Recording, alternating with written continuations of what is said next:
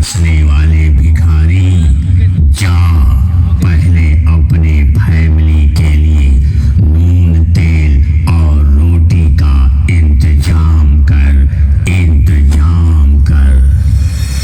घर में नहीं है दाने, अम्मा चली भुनाने। हम हैं शुभम साउंड गाजीपुर वाले।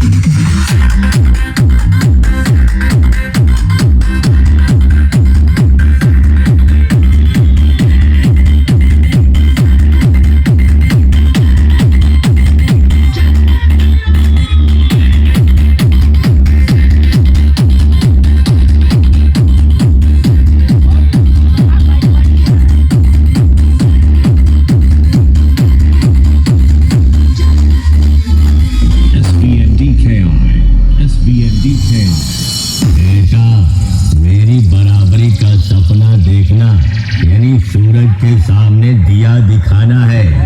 यकीन आए तो जाकर उन चमचों से पूछ जो हमसे